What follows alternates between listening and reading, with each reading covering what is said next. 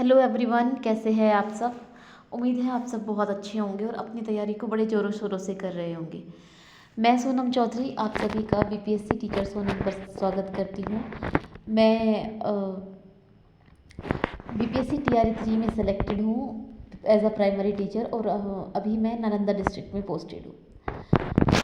तो जैसा कि हम अपने टारगेट को कर रहे हैं, आज हमारा डे 2 का टारगेट है। कुछ टेक्निकल इश्यूज़ की वजह से मैं कल अपनी वीडियो थी वो पोस्ट नहीं कर पाई, आपका टारगेट आपको पोस्ट नहीं कर पाई।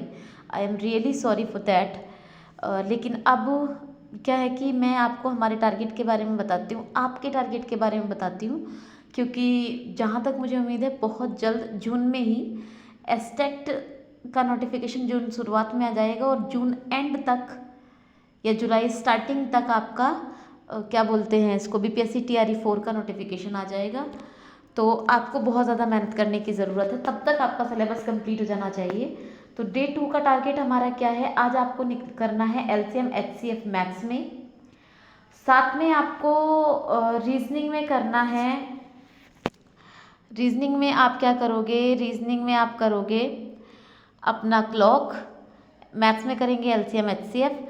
अच्छा, करना कैसे है वही, अगर आपको थोड़ी बहुत बेसिक इन्फॉर्मेशन है तो आप सीधा प्रैक्टिस सेट पे जाएंगे। किसी भी चैनल पर आप जाके आप एसएससी सीएचएसएल का प्रैक्टिस सेट उठा लीजिए, एनटीपीसी का प्रैक्टिस टॉपिक उठाना है कि जैसे कि LCM HCF 4 NTPC LCM HCF 4 CHSL. अगर हम लोग बीपीएससी टीआरई 3 का उठाते हैं तो वे बड़ा सिंपल सा क्वेश्चन कराते हैं, मैं इस चीज़ का मेरा एक्सपीरियंस है। लेकिन आपको टफेस्ट से गुजरना है। टफेस्ट से अगर आप निकलोगे तो आप इजी तो कर ही लोगे जब टफेस्ट से निकल जाओगे। तो इसमें हमें क्या करना होगा, इसमें आपको एलसीएम एचसीएफ करने हैं 50-50 क्वेश्चन के, दो प्रैक्टिस सेट लगाने, दो इसके। पॉलिटी में आज आप करेंगे पार्ट ऑफ कॉन्स्टिट्यूशन, यानी भाग करेंगे, किस भाग में क्या है। सभी आर्टिकल्स अलग अलग से नहीं पढ़ेंगे, भाग पढ़ेंगे ऐसे ही कि जो जितने भी हमारे पॉलिटी में भाग है, कौन से भाग में बेसिक से क्या चीज़ें हैं।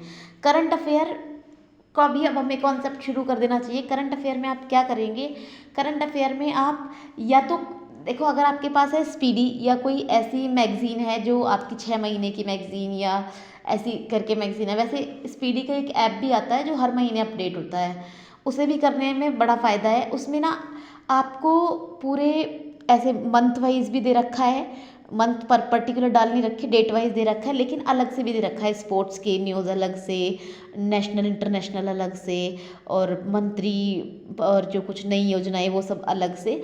तो वहाँ से आप स्पोर्ट्स करेंगे और साथ में जनवरी फर्स्ट वीक की करंट अफेयर स्पीडी से भी करेंगे, साथ में किसी चैनल से भी करेंगे।